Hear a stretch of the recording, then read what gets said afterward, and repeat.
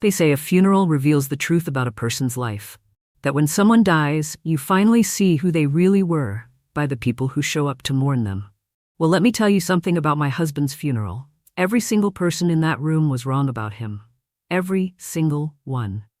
My name is Audrey Clark, and 3 days ago, I became a widow. But this isn't a story about grief. This is a story about secrets, lies, and the moment my son walked through those funeral home doors and screamed that I was next to die. He had no idea I was ready. It was raining the day we buried Robert. Of course it was, because apparently even the weather wanted to make this more dramatic than it already was. The kind of cold, relentless Pennsylvania rain that makes everything look gray and washed out, like an old photograph left in the sun too long. I stood by my husband's casket in the Pinewood Funeral Home, staring at the polished mahogany wood, the brass handles, the ridiculous spray of white lilies someone thought were appropriate. White, pure, innocent.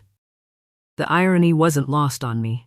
My hands were shaking, just slightly, enough that when people took them between their own, offering those practiced condolences that mean nothing and everything, they probably thought I was trembling with grief. They were wrong about that too. One by one, they came. Robert's colleagues from Henderson High School, where he'd been principal for 15 years, parents of former students, members of the community boards he'd served on, the church congregation. He was such a pillar of this community, Mrs. Patterson told me, squeezing my hands. She taught English at Robert's school. Her eyes were red and swollen. Such a devoted father, added Coach Williams, shaking his head. Those boys he mentored, he changed their lives. I smiled. I thanked them. I played my part perfectly, the way I'd been playing it for 20 years. Robert had such a gift with troubled youth, someone else said. He really understood them. That's when my hands stopped shaking. My jaw tightened just for a second, but I caught it. Controlled it. I'd learned control a long time ago. You had to, when you lived with a monster and nobody else could see the fangs. The service was supposed to start at 2 o'clock. By 3:30, my daughter Sarah was pacing by the entrance, her phone pressed to her ear for the 10th time. He's not answering, she hissed at me. Mom, I swear, if Antonio doesn't show up to his own father's funeral, he'll be here, I said quietly, and I knew he would be. Because Antonio had unfinished business. With Robert, with me, with the past that had chewed him up and spit him out 20 years ago. At 4 o'clock, the doors finally opened. Antonio looked like hell. My son, my beautiful broken boy, stood in the doorway wearing a suit that probably cost $3,000, and he looked like he'd been sleeping in it for a week. His eyes were bloodshot. His hair, usually perfectly styled for those tech conference presentations he did, was a mess. His hands were clenched into fists at his sides. He didn't look at the casket, not even once. Sarah rushed to him immediately. Where have you been? Do you have any idea how worried I was? You couldn't answer your phone? You couldn't. Don't. Antonio cut her off, his voice flat. Dead.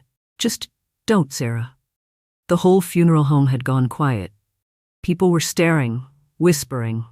The prodigal son had returned and he was making a scene. How inappropriate, how disrespectful. If only they knew the real disrespect that had happened in our home, in their precious principal's home. I watched my children. Sarah, her face flushed with embarrassment and anger. Antonio, swaying slightly, looking anywhere but at me or his father's casket. My heart broke for them both, but in different ways. Sarah still lived in ignorance, a blessing and a curse. But Antonio? Antonio remembered, even if he'd spent 2 decades trying to forget. Pastor Williams began the service. He spoke of Robert's dedication to education, his love of family, his tireless work with at-risk youth in our community. He told a story about Robert staying late at school to tutor a struggling student, about Robert opening our home to kids who needed a safe place. Safe place. The words echoed in my head like a sick joke. I sat in the front row, my face carefully composed. Sarah sat beside me, crying softly. Antonio sat at the far end, as far from me as possible, his leg bouncing with nervous energy. Robert Clark understood that every child deserved a chance, Pastor Williams continued. He saw potential where others saw problems. He reached out to the most vulnerable, the most troubled, and Antonio stood up. Just stood up, in the middle of the eulogy. People gasped. The pastor stopped mid-sentence. My son walked out, just turned and walked straight out of his father's funeral, and I swear I could hear his ragged breathing even over the rain pounding on the roof. Sarah jumped up to follow him, shooting me an apologetic look. I nodded. Let her go. Let her try to fix this, even though some things can't be fixed. Some things can only be survived. I sat alone in that front row, surrounded by people who thought they were comforting a widow. They had no idea they were sitting next to someone who had spent 20 years becoming something else entirely. Something patient, something watchful, something ready. The reception after the burial was held in the funeral home's visiting room. Coffee, terrible sandwiches, more empty condolences. I smiled and nodded and thanked people for coming, all while watching the door.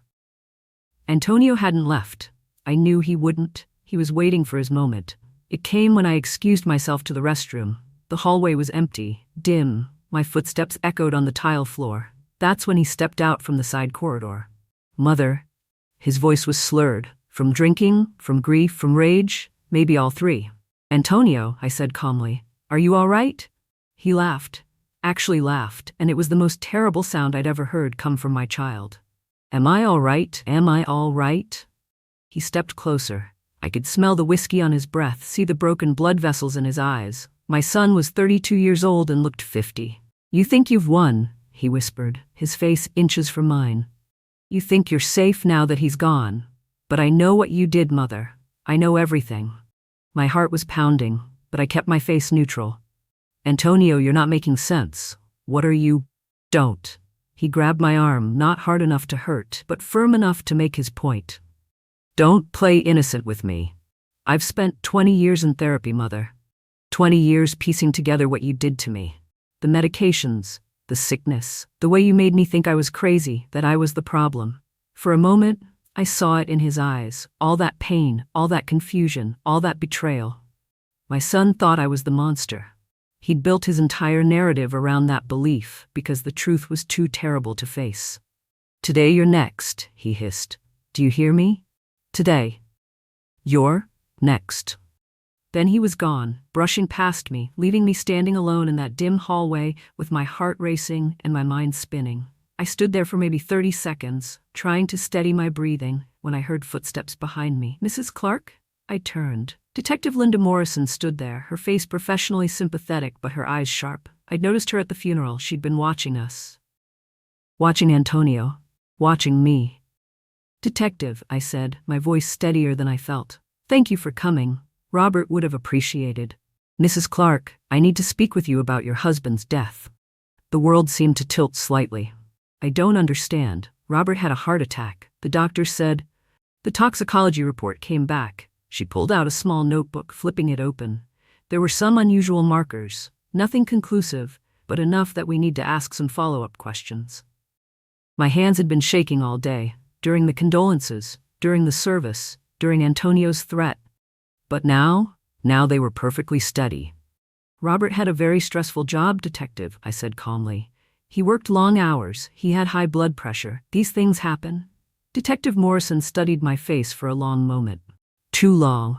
I'm sure you're right, Mrs. Clark, but we still need to investigate. Standard procedure. I'll be in touch. She walked away, leaving me alone in that hallway with the rain still pounding against the windows and my dead husband in a casket one room over. After everyone left, I asked for a moment alone with Robert. The funeral director nodded sympathetically and closed the door behind him. I stood by that casket, looking at the polished wood, the brass, the lilies. My husband was inside there, the man I'd married 33 years ago. The man who'd given me 2 beautiful children. The man this community loved and respected. The man who was a monster. A single tear rolled down my cheek. Was it grief, relief, regret? I honestly didn't know anymore. Maybe it was all 3. Maybe it was none of them. I leaned close to the casket and whispered, You thought I didn't know. You thought you were so careful, so clever. But I knew, Robert. For 20 years I knew, and I waited. My hands touched the smooth wood, steady, controlled, ready. Antonio thinks I'm next. The detective thinks something doesn't add up. Sarah still believes you were a good man. I smiled, even though there was no one to see it. They have no idea what's coming. None of them understand what I've been preparing for all these years, but they're about to find out. I straightened up. smoothed my black dress, and walked toward the door. Behind me, my husband's body lay in eternal silence, taking his secrets with him, or so everyone thought. It was a Thursday evening when Antonio showed up at my door. 3 days after we'd buried Robert. 3 days of Detective Morrison's questions circling in my mind. 3 days of waiting for this moment because I knew it was coming. I was in my greenhouse when the doorbell started ringing. Not the polite single ring of a visitor. This was insistent, angry, the kind of ringing that says someone's done waiting. I was repotting my foxglove plants, beautiful things, foxglove, tall purple bells that hummingbirds love. Digitalis purpurea, if you want the scientific name, also known as dead man's bells, witch's gloves, bloody fingers. Funny how the prettiest flowers are often the most dangerous, isn't it? I pulled off my gardening gloves slowly, carefully. The sky outside was dark gray, heavy with the threat of a storm. Thunder rumbled in the distance. Pennsylvania summers, always dramatic. The doorbell rang again, and again, and again. I walked through my house, past the living room, with its family photos on every wall. Me and Robert on our wedding day. Sarah's school pictures, year by year. Robert receiving his Principal of the Year award. But if you looked closely, and I knew Antonio would, you'd notice something strange. There were no pictures of Antonio after he turned 12 years old. Not a single one. I opened the door. Antonio stood there, soaking wet from rain that had just started to fall. He looked even worse than he had at the funeral, his hair plastered to his forehead, his expensive clothes wrinkled and stained, his eyes wild. He'd been drinking. I could smell it from 3 feet away. Sarah was behind him, her face pale and worried. "Mom, I'm sorry, he just showed up at my apartment and—" "Let me in, Mother." Antonio's voice was cold, flat, dangerous. I stepped aside. "Of course, come in, both of you." They followed me into the living room. Antonio was dripping rainwater on my hardwood floors, but I didn't say anything. Sarah hovered near the doorway, like she was ready to run if things went wrong. Smart girl. Lightning flashed outside. The storm was getting closer. "Can I get you some tea?" I asked, my voice perfectly calm. "You're both soaking wet." "Stop it," Antonio shouted. "Stop playing the concerned mother. Stop acting like you care." Sarah flinched. I didn't. "Antonio, please," Sarah started, but he whirled on her. "No, Sarah. No more protecting her. No more pretending everything's fine. It's time she told you the truth. It's time she admitted what she did." He turned back to me, his hands shaking, whether from rage or alcohol or fear, I couldn't tell. Maybe all 3. "Tell her, Mom. Tell Sarah what you did. Tell her why Dad is really dead." I walked to my tea cart. I always kept it in the living room, with my favorite blue teapot and my best china, and began preparing tea. My hands were steady. They'd been steady since the funeral, since the moment I stopped pretending to be the fragile widow everyone expected. "What exactly do you think I did, Antonio?" I asked, pouring hot water over the tea leaves. He laughed that terrible laugh again, the one that had haunted me since the funeral. Then he reached into his messenger bag and pulled out a thick manila folder. It slapped onto my coffee table like an accusation. "I have evidence, Mother. 20 years worth. Bank statements showing unexplained withdrawals. Medical records showing I was prescribed medications that a child should never take. Newspaper clippings about mysterious illnesses in our town around the same time I was sick." He spread the papers across the table, his hands shaking harder now. Sarah moved closer, looking at the documents with growing horror. "You poisoned him," Antonio said, his voice breaking. "You poisoned Dad, just like you poisoned me when I was a kid. The medications you gave me, they weren't for anxiety, were they? You were experimenting on me, making me sick. Munchausen by proxy, they call it. You needed me to be sick, to be weak, to need you." Sarah's hand went to her mouth. "Antonio, that's crazy. Mom would never." "Look at the dates, Sarah." He jabbed a finger at one of the medical records. "Look at how many times I was in the hospital between ages 7 and 12. Stomach problems, heart palpitations, seizures. And who was always there? Who was always the one giving me my medication?"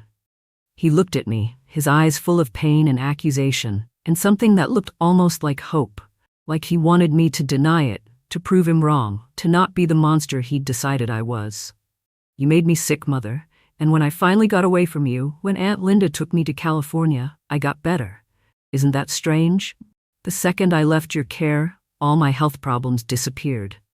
I poured tea into 3 cups, added sugar to Sarah's, the way she liked it, left Antonio's black because I didn't know how he took it anymore. I hadn't made him tea in 20 years. Mom? Sarah's voice was small, frightened. What is he talking about? I sat down in my armchair, Robert's old chair, the one he'd claimed as his throne, and looked at my son. Really looked at him. This broken man who used to be my baby boy, who used to laugh and play and trust me completely before the world taught him not to trust anyone. Antonio, I said quietly, do you remember what your father used to do when he thought I was asleep? The color drained from his face. The folder slipped from his hands. Do you remember where he'd go after tucking you in? Don't. Antonio whispered, don't you dare. What? Sarah looked between us. What are you talking about? Dad would tuck Antonio in and then what? Mom, what does this have to do with? Your father, I said, my voice steady but cold, used to wait until he thought I was asleep. Then he'd go to Antonio's room. He'd lock the door. And he'd stop. Antonio was on his feet, backing away from me. Stop talking. Stop lying. This is just another manipulation, another way to... I never poisoned you, Antonio. The words hung in the air like the thunder outside. Sarah was crying now, though she didn't understand why yet. I never made you sick, but I did document every injury, every bruise shaped like adult fingers on your arms, your legs, your back, every time you flinched when your father touched you, every night you woke up screaming and couldn't tell me why. I stood up, setting my teacup down with a soft click. I spent 12 years building a case, gathering evidence that no one would believe. Because who would suspect the beloved principal? The man who worked with troubled youth? The pillar of the community? Antonio's legs seemed to give out. He collapsed onto the sofa, his face in his hands. The medications I gave you were prescribed by Dr. Harris. Real prescriptions for real trauma. You were having panic attacks, Antonio, nightmares. You were hurting yourself because you didn't know how else to process what was happening to you. Sarah's voice was barely a whisper. What was happening to him? I looked at my daughter, my innocent, protected daughter, and felt my heart break all over again. Your father was abusing Antonio, sexually. From the time Antonio was 7 years old until the summer he turned 12. The words fell like bombs. Sarah made a sound like she'd been punched. Antonio was rocking back and forth, his hands over his ears like he could block out the truth. That summer, I caught him. I found Antonio unconscious in the bathroom. Robert had been experimenting with sedatives to make Antonio more compliant. The anxiety medication I'd been giving Antonio?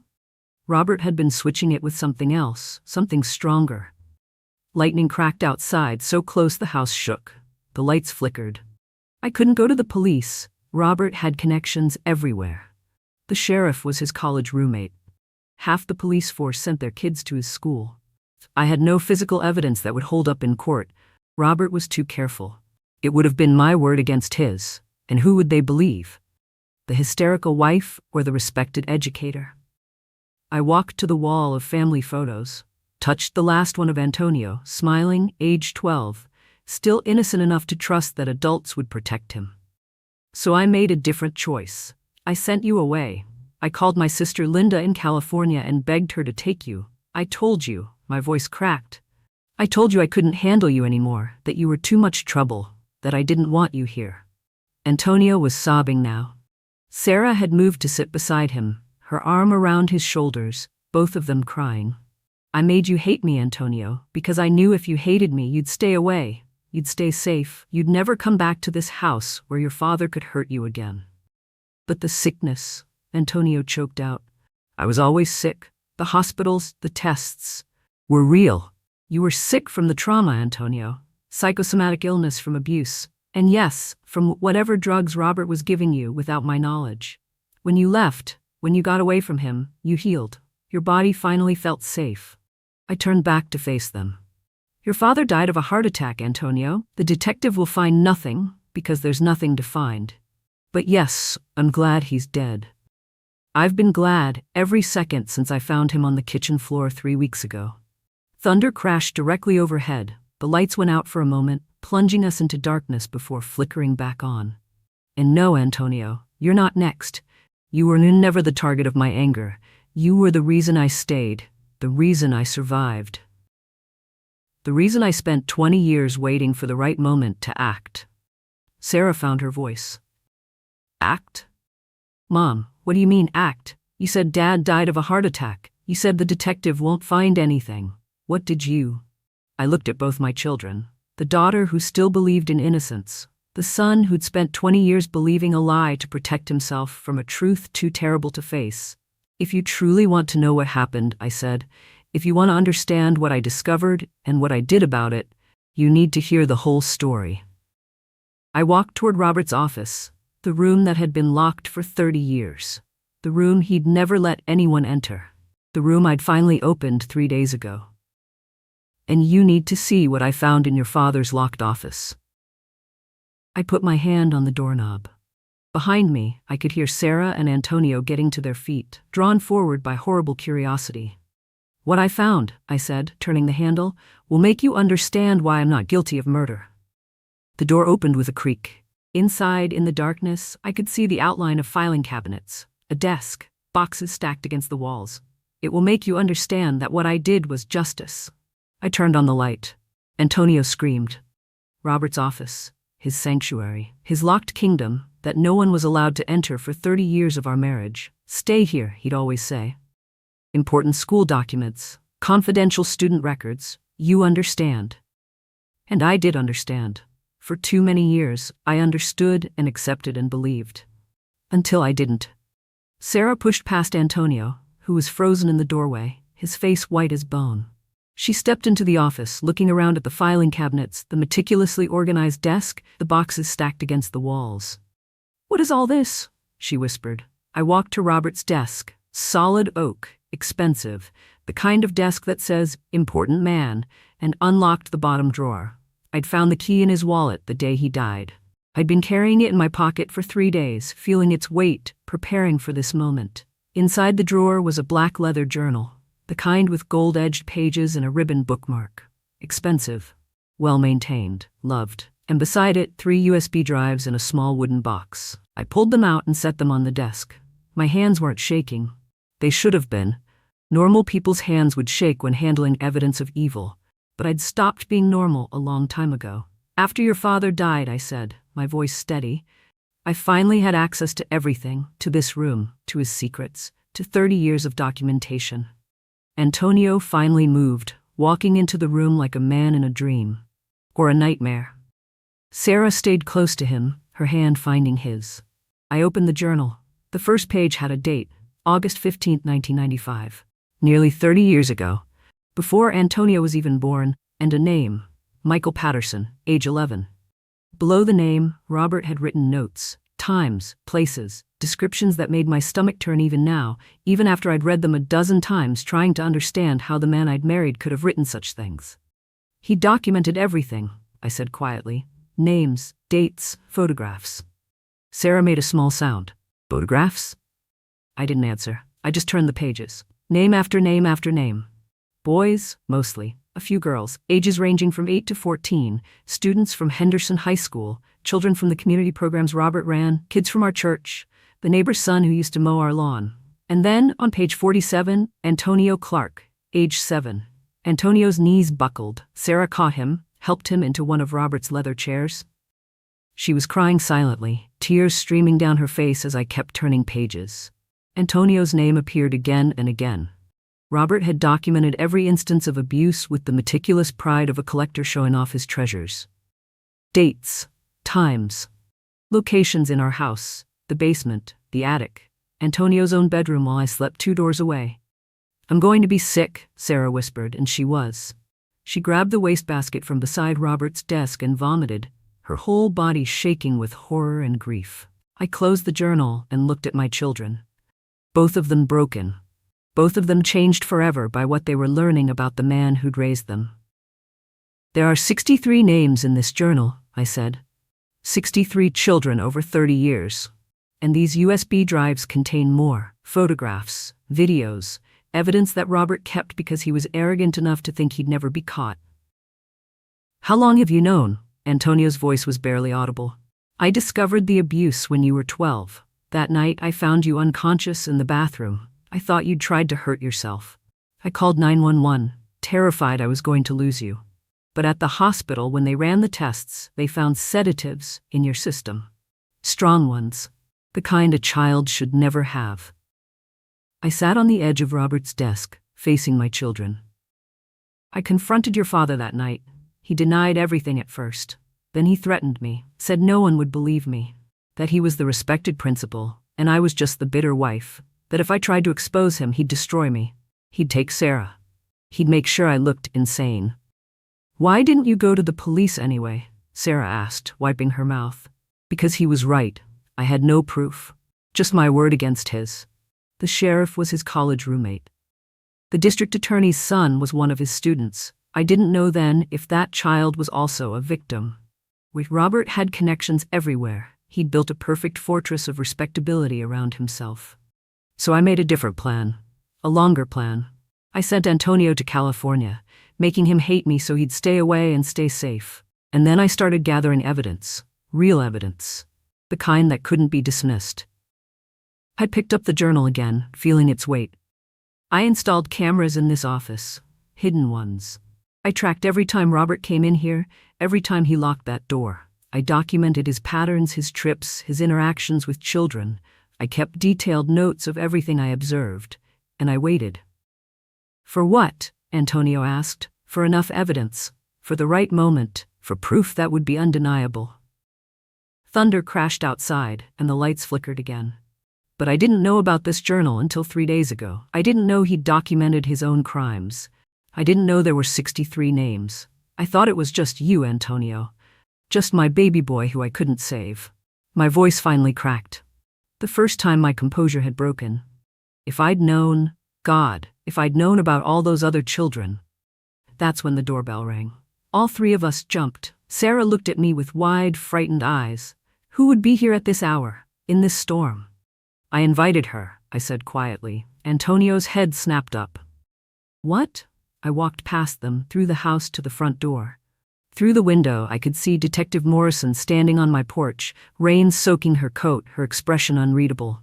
I opened the door. Mrs. Clark, she said, we need to talk about those unusual compounds in your husband's system. Come in, Detective. I've been expecting you. I led her to Robert's office, where Sarah and Antonio sat, surrounded by evidence of their father's crimes. Morrison's eyes widened as she took in the scene, the open journal, the USB drives, the papers spread across the desk. Detective Morrison, I said, picking up the USB drives and holding them out to her, you'll find evidence of crimes spanning 3 decades on these drives. Names, dates, photographs, videos, everything you need to understand what my husband was. Morrison took the drives, her hands careful, professional. Mrs. Clark, are you giving me evidence in an ongoing investigation? I'm giving you justice that's 30 years overdue. You asked me about unusual compounds in Robert's system. I continued. About the toxicology report. About whether his heart attack was really natural. Morrison's hand moved toward her pocket, where I knew she kept her phone. Ready to record, ready to gather evidence. Yes, my husband died of a heart attack. A real one. His heart stopped, his body failed, he died on our kitchen floor. I walked to the window, watching the storm rage outside. But you want to know if I caused it? If I murdered him? If those compounds you found were poison? Did you? Morrison asked quietly. For 6 months before Robert died, I made sure he knew I'd discovered everything. I sent him anonymous packages, photos from his own collection, names of his victims, dates he'd documented in his journal. I let him know piece by piece that his entire world was about to collapse. Antonio was staring at me like he'd never seen me before. I watched him deteriorate, watched him lose weight, lose sleep, lose his mind. His blood pressure skyrocketed. He started having panic attacks. He couldn't sleep without pills. He couldn't eat without feeling sick. You tortured him, Sarah whispered. I gave him what he gave those children, I replied, turning back to face the room. Fear, powerlessness, the knowledge that everything was about to end, that everyone would know what he was, that his reputation, his career, his entire identity would be destroyed. I told him I'd kept evidence for 20 years, that I'd documented everything, that the moment he died and he would die, I made sure he knew that. I would expose it all. Every name, every crime, every victim would finally be believed. Morrison was writing in her notebook, her expression carefully neutral. Mrs. Clark, are you confessing to murder? I'm confessing to justice, detective. I picked up the journal, held it out to her. You asked about compounds in Robert's system. Digitalis, from foxglove plants. Yes, they grow in my greenhouse. But Robert was an avid gardener too. He could have been exposed through his own work, or perhaps in his deteriorating mental state, he took them himself. An accidental overdose, a suicide. Who can say? You're saying your husband killed himself? I'm saying his body couldn't handle the truth anymore. The stress of knowing his crimes would be exposed. The guilt, if he was even capable of guilt. The fear of what would happen when everything came to light. His heart gave out under the weight of it all. I set the journal down in front of Morrison. Did I want him dead? Every single day for 20 years. Did I plan how to make it happen? Meticulously. Did I watch him suffer and feel no remorse? None whatsoever. Detective Morrison looked at the evidence spread before her. The journal, the USB drives, 2 broken children staring at their mother with a mixture of horror and awe. Mrs. Clark, I need to take all of this as evidence. I need to investigate these allegations. And I need you to understand that what you've just told me could be considered a confession to murder. Or, I said quietly, it could be considered a confession to protecting children when the system failed them. When the police, the schools, the community, when everyone who should have protected these kids didn't. Morrison was quiet for a long moment. Outside, the storm was beginning to ease, the thunder growing distant. There are 63 names in that journal, detective. 63 victims who deserve justice, who deserve to know they were believed, that their abuser didn't get away with it, that someone, somewhere, was fighting for them. I looked at Antonio, then at Sarah. I couldn't save all of them, but I could make sure Robert paid for what he did. And I could make sure that every single one of those victims would finally have proof, would finally be validated, would finally see their abuser's reputation destroyed. Detective Morrison gathered the USB drives, closed the journal, and stood. I need to make some calls. I need to get forensics here. I need to. She stopped, looking at me. Mrs. Clark, you need to stop talking. You need a lawyer. I know what I need, detective. Antonio finally spoke, his voice hoarse. Mom, what have you done? What I should have done 20 years ago, what I would do again in a heartbeat. Morrison headed for the door, then turned back. Don't leave town, Mrs. Clark. We'll have more questions. After she left, silence filled the office. Just me and my children, surrounded by evidence of their father's evil. Sarah broke the silence. Mom, did you kill him? Really? I looked at both of them, these beautiful children I'd fought so hard to protect. That's the question, isn't it? Did I poison him? Did I drive him to suicide? Did I commit murder? Or did I simply make sure a monster faced consequences? I walked to the door. The answer to that question might be the difference between me going to prison or going free. Between being seen as a murderer or a hero. Between justice and revenge. I paused in the doorway. A week had passed since that night in Robert's office, since Antonio screamed, since the journal was opened, since Detective Morrison walked out of my house with evidence of 30 years of abuse. 7 days. That's all it took for my husband's legacy to be completely destroyed. The USB drives told their story to the authorities. Investigators worked around the clock, and one by one, victims started coming forward. Adults now, in their 20s, 30s, 40s, men and women who'd carried Robert's crimes in their bodies and minds for decades. Michael Patterson, the first name in the journal, held a press conference. He was 41 years old, a father of 3, and he stood in front of cameras and said, Robert Clark destroyed my childhood. Today, I'm taking it back.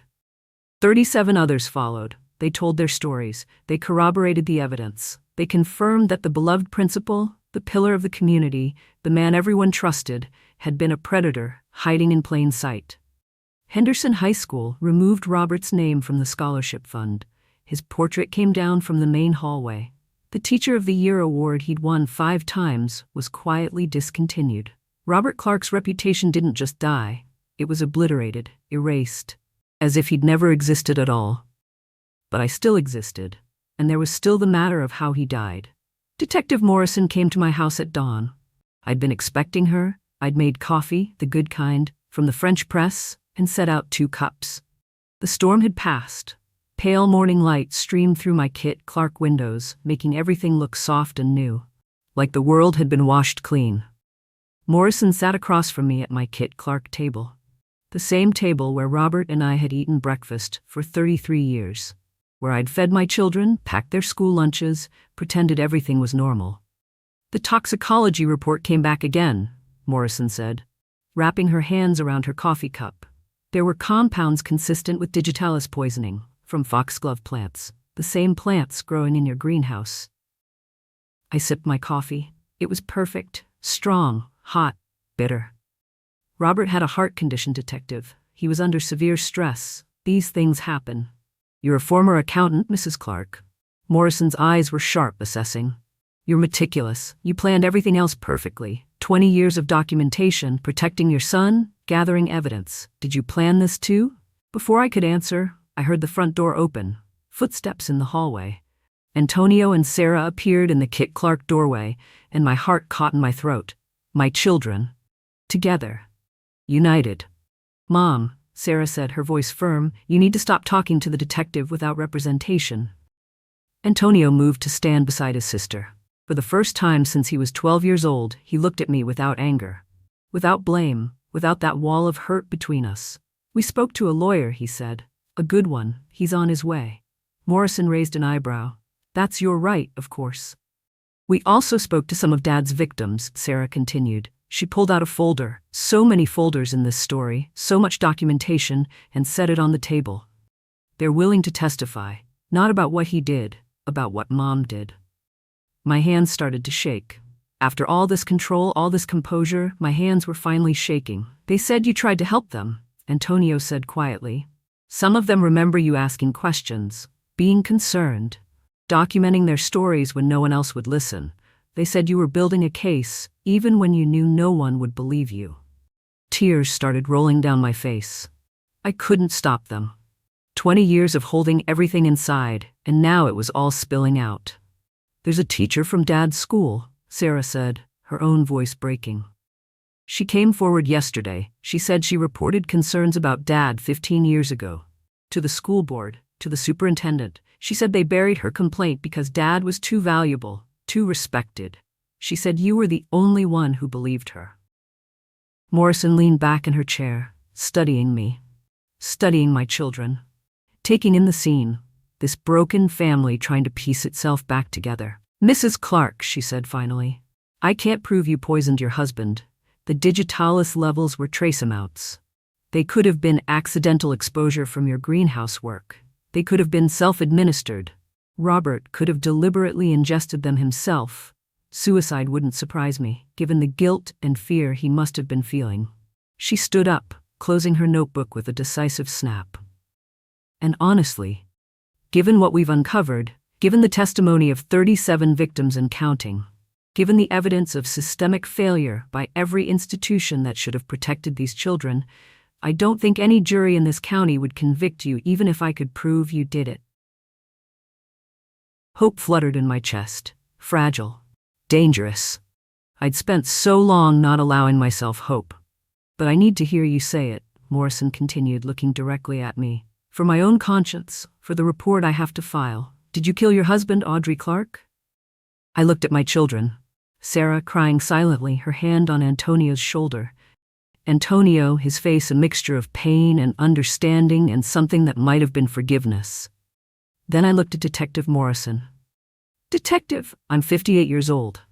I have a heart condition of my own. Did you know that? The stress of living with Robert for 20 years, of knowing what he was doing and feeling powerless to stop it, of protecting my children while watching other children suffer. It's been killing me slowly. My doctor says my heart is damaged, weakened, that I might not have many years left." I set down my coffee cup, my hands steadier now. "If I had to guess, I'd say the stress killed us both. Him quickly, me slowly. We were both dying from the poison of what he did. It's just that his body gave out first." Morrison waited. She knew I hadn't answered her question yet. "But to answer you directly, did I want him dead? Every single day for 20 years. Did I think about killing him? Constantly. Did I plan it meticulously? Yes, down to the smallest detail. I researched poisons, Detective. I studied forensics. I learned everything I could about how to make a murder look natural. Sarah made a small sound. Antonio's hand found hers. And when Robert finally died, when I found him on the kitchen floor, clutching his chest, his face gray with pain, do you know what I felt? I paused, making sure Morrison understood every word. Nothing but relief. Pure, absolute relief. Whether my thoughts killed him, whether his guilt killed him, whether the stress killed him, or whether something else happened, does it really matter? He's dead. His victims are finally being believed. Justice came. Maybe not from a courtroom with a judge and jury, but it came. The kitchen was silent except for the ticking of the clock on the wall. The same clock that had measured out 33 years of my marriage. 33 years of secrets and lies and survival. Detective Morrison picked up her coffee cup, drained it, and set it down with finality. The official report will state that Robert Clark died of a heart attack brought on by a pre-existing heart condition and acute psychological stress. The trace amounts of digitalis in his system are consistent with environmental contamination. You're an avid gardener who works with toxic plants. Without clear evidence of intent, without proof of administration, and given the documented stress factors, this death is ruled natural causes. She picked up her notebook and headed for the door. Then she stopped, turned back. Mrs. Clark, I'm speaking as a mother now, not as a detective. I have 2 daughters. If someone hurt them the way Robert hurt those children, the way he hurt Antonio. She paused. Thank you for protecting the ones you could save, for documenting the truth when no one else would, for making sure those victims were finally believed. Her voice dropped to barely a whisper. I'm sorry the system failed them. I'm sorry it took a mother's vengeance to bring justice. And I'm sorry you had to carry this burden alone for 20 years. She left. The front door closed softly behind her. And I was alone in my kitchen with my children, my beautiful, broken, healing children. Antonio moved first. He crossed the kitchen and sat in the chair Detective Morrison had vacated. For a long moment, he just looked at me, really looked at me, seeing me clearly for the first time in 20 years. Then he reached across the table and took my hand. Mom, he whispered. I'm so sorry for blaming you, for hating you, for not understanding. Don't, I said, squeezing his hand. You survived. That's all that mattered. You survived and you built a life and you're here now. That's everything. Sarah sat down too, completing our broken circle. What do we do now? She asked. I looked at both of them, my children, my purpose, my reason for every choice I'd made. Now we heal, I said. Together. And we make sure Robert's victims have every resource they need to heal too. I've already started setting up a foundation, the Clark Survivors Fund. Everything Robert had, every asset, every penny, it all goes to helping survivors of childhood sexual abuse, therapy, legal support, advocacy, whatever they need. Antonio's eyes widened. Everything? Everything. Robert's life insurance, his pension, the equity in this house, I'm selling it all. I can't live here anymore anyway, too many ghosts, too many memories of pretending everything was fine while children were being hurt under this roof. I stood and walked to my tea cart. The blue teapot sat there, the one I'd used throughout this entire nightmare. I picked it up, feeling its familiar weight. This teapot, I said, belonged to my mother. She gave it to me when I got married. She told me that tea fixes everything, heartbreak, stress, difficult conversations, impossible choices. I poured tea for all 3 of us, the ritual soothing in its normalcy.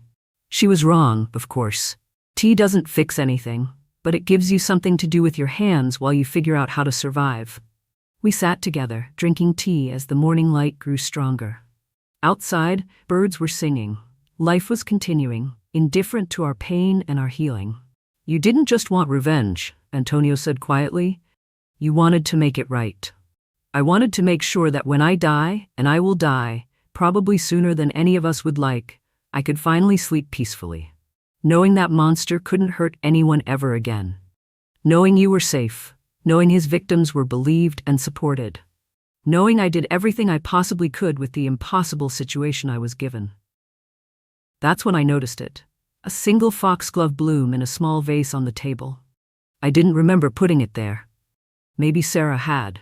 Maybe it had been there all along and I'd just been too focused on surviving to notice. I picked it up, turning the purple bell-shaped flower in my fingers. Beautiful. Deadly. Misunderstood. Foxglove, I said, one of the most toxic plants in the world, but also one of the most beautiful. And in the right dose, digitalis from foxglove saves lives. It's used to treat heart conditions. The same plant that can kill you can also heal you. I looked at my children. I guess that's what I tried to be for 20 years. Poison to Robert, medicine to you, both toxic and healing, depending on who you were and what you deserved. I crushed the flower gently between my fingers, letting the petals fall onto the table. Just a weed, I said. Nothing more. Let me tell you what happened in the 6 months after that morning. The Clark Survivors Fund launched with significant assets. Antonio stepped down from his tech company to run it full-time. Sarah took a leave from teaching to help coordinate victim services. Together, my children transformed their father's legacy of abuse into something that actually helped people. 49 of Robert's victims came forward in total. The oldest was 53. The youngest was 22. All of them found their voices. All of them were believed. All of them began healing. Henderson High School underwent a complete investigation. 3 administrators were fired for ignoring reports about Robert. New protocols were implemented. Mandatory reporting training became standard. Robert's crimes forced an entire school district to face its failures and do better. As for me, I sold the house, moved into a small apartment downtown. Started seeing a therapist for the first time in my life. Turns out, living with trauma for 20 years leaves scars even on the survivors. My heart condition is getting worse. The doctors say I have maybe 2 years, possibly less. The stress of those 20 years with Robert did permanent damage. But I'm okay with that. I've made my peace. You want to know if I really killed him? Don't you? Even after everything I've told you, you want the definitive answer. Here's what I can tell you. The night before Robert died, I made him dinner. His favorite, pot roast with potatoes and carrots. I was a good wife that way. Right up until the end. Always taking care of him. Always making sure he was comfortable. We ate together at that kitchen table. He didn't know I'd already sent the first anonymous package to his office. He didn't know I'd been documenting everything. He didn't know his entire world was about to collapse. He complained about the roast being bitter. I told him I'd tried a new herb blend from my garden. The next morning, he had his heart attack. Was there foxglove in that roast? Did I grind those toxic leaves into powder and mix them with rosemary and thyme? Did I serve my husband poison disguised as care, the way he'd served me lies disguised as love for 33 years? Or did his guilty conscience and psychological stress simply cause his heart to fail naturally? Just like the official report states? I'll never tell. Not because I'm afraid of legal consequences. Morrison closed the case. Not because I'm protecting myself, I'm dying anyway, but because the not knowing is its own kind of justice. Robert spent 30 years keeping secrets, wielding power through hidden knowledge. Now his death is a secret that belongs to me. The uncertainty is my final victory over him. Did I kill him? Maybe, maybe not. Maybe it doesn't matter. What matters is that 63 victims finally got justice. What matters is that my children are healing. What matters is that no one else will be hurt by Robert Clark. I want you to understand something. I'm not a hero. I'm not a villain. I'm a mother who was given an impossible choice and did the best she could with limited options and even more limited time. I'm a woman who lived with a monster for 20 years because leaving would have meant abandoning children who needed protection. Who stayed because someone had to document the truth, even if no one would believe it at the time. I'm a survivor who became a protector, who became, possibly, a killer. The lines between those roles are blurry, deliberately so. If you're watching this and you're surviving abuse right now, document everything. Take photos, keep journals, tell someone even if you think they won't believe you. Build your case quietly, carefully, because the day will come when you need that evidence. If you're watching this and you're protecting someone from abuse, you're not alone. You're doing the hardest thing anyone can do. Keep going, keep fighting, keep surviving. And if you're watching this and you're a survivor who was never believed, who never got justice, I see you. Your truth matters. Your pain matters. You deserved better than what happened to you. In 2 years, maybe less, I'll be gone. My damaged heart will finally give out. When that happens, I'll die knowing I did everything I could. I protected my son. I exposed a predator. I helped dozens of survivors find their voices. Was it murder? Was it justice? Was it vengeance disguised as protection? I guess that's for you to decide. All I know is this: I sleep peacefully now. For the first time in 20 years, I'm not afraid of the dark. I'm not listening for footsteps in the hallway. I'm not pretending everything is fine while evil happens in the next room. Robert is gone. His victims are healing. My children know the truth, and I can finally rest. I'm sitting in my new apartment as I record this. There's a small balcony with a few plant pots. No foxglove, I'll never grow those again. Just herbs, basil, mint, ordinary, harmless things. On my coffee table is a single pressed flower, a foxglove bloom preserved in resin, a reminder, a trophy, a secret. I pick it up, feel its weight in my palm, and smile. Just a weed, I say to no one. Nothing more. Thank you for watching my story till the very end.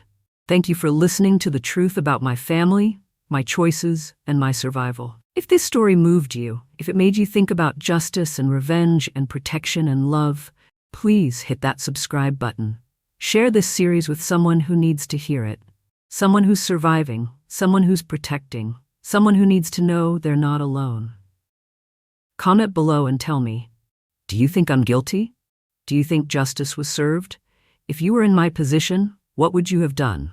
I want to know your truth. The Clark Survivors Fund is real. If you or someone you know is a survivor of childhood sexual abuse and needs resources, look for us. We're here. We believe you will help. My name is Audrey Clark. I was a wife, a mother, a survivor, a protector, and possibly a murderer. I regret nothing. Thank you for listening to my story. May you never need to make the choices I made. And if you do, may you have the strength to survive them. Goodbye.